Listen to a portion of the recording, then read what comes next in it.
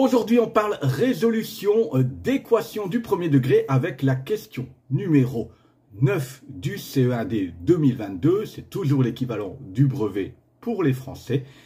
Et l'objectif est toujours le même, avoir son CE1D 2023. Allez, c'est parti avec la question 9. Alors ici, l'énoncé est super simple. Résout les équations suivantes. Toute solution fractionnaire doit être écrite sous forme irréductible. Ça, c'est un grand classique.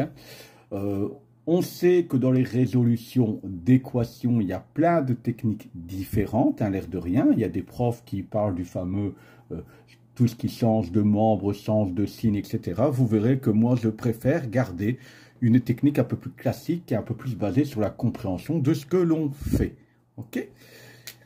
Je vous rappelle, l'objectif d'une équation, c'est de trouver la valeur de x qui va faire que, par exemple, ici, 12 moins 6x sera égal à 2x moins 28. Tu pourras toujours vérifier tes solutions en injectant ta réponse sur l'équation de base et de voir si l'égalité est respectée. Ici, je ne ferai pas les vérifications pour que cette vidéo ne soit pas trop longue. Donc, comme tu vois, moi, par défaut, je décide d'essayer de garder le x dans le membre de gauche. Tu pourrais très bien travailler avec le membre de droite, ce n'est pas un souci. Et donc, moi, je vais constamment regarder ce qui se passe à gauche sur le membre de gauche et le répercuter sur le membre de droite. J'ai déjà fait une vidéo là-dessus. C'est le principe de tout ce que l'on fait à gauche, on va le faire sur le membre de droite. C'est garder l'équivalence des opérations, un peu comme une balance à plateau qui doit rester équilibrée. Pour moi, arriver à x, ce qui me dérange d'abord ici, c'est les termes qui ne sont pas en x, donc ce 12. Pour supprimer 12, qu'est-ce que je vais faire? Eh bien, je vais faire moins 12. Si je fais moins 12 dans un membre, je vais devoir le faire dans l'autre. Ça veut dire quoi? Ça veut dire qu'ici, sur le membre de gauche, il me reste moins 6x. Sur le membre de droite, 2x moins 28 moins 12, ça nous fait moins 40.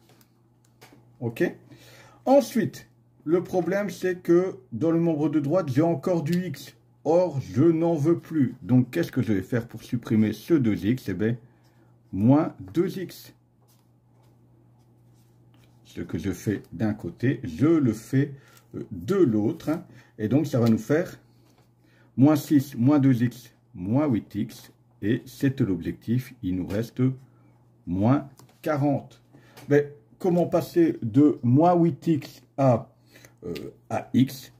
Ici, en divisant par moins 8. Un nombre négatif divisé par un nombre négatif, ça fait un positif. 40 divisé par 8, ça nous fait 5. Voilà, première équation résolue. Je vais centrer légèrement ma feuille. Ici, que se passe-t-il? C'est quasiment la même chose qu'à côté, sauf qu'il y a une distributivité ici, dans le membre de droite, que je vais d'abord effectuer. Donc, je recopie le membre de gauche. Moins 3 fois x, ça nous fait moins 3x. Et puis, moins 3 fois moins 2, ça nous fait plus 6. Je te rappelle, l'objectif, c'est de terminer avec x égale. Toujours pareil, je vais d'abord travailler sur mon membre de gauche. J'ai ce moins 7 que je n'ai pas envie d'avoir. Je peux le supprimer en faisant plus 7. Si je le fais dans un membre, je le fais dans l'autre. Ce qui me fait qu'il me reste ici x. Là, moins 3x. Et puis, plus 6, plus 7, ça fait plus 13. Alors, très bien, je n'ai plus de terme qui ne comporte pas de x à gauche. Par contre, à droite, j'ai ce moins 3x qui me dérange. Donc, je vais faire plus 3x pour le supprimer, comme ça. Moins 3 plus 3x, moins 3x plus 3x, il n'y en aura plus. Ce qui fait qu'ici, il me reste x plus 3x, 4x, est égal à 13. Il ne reste plus, pour passer de 4x à x, à diviser par 4. ça nous fait 13 quarts. On nous demande que les solutions fractionnaires doivent être écrites sous forme irréductible. Donc, on va laisser 13 quarts. C'est bien irréductible. On aurait pu, si on nous laissait en nombre décimal, dire aussi, mais là, ce n'était pas demandé, que 13 divisé par 4. Donc, on sait mettre 3 fois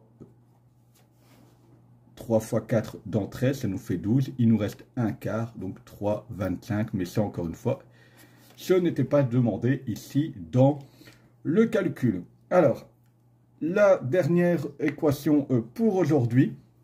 Là, on a deux fractions.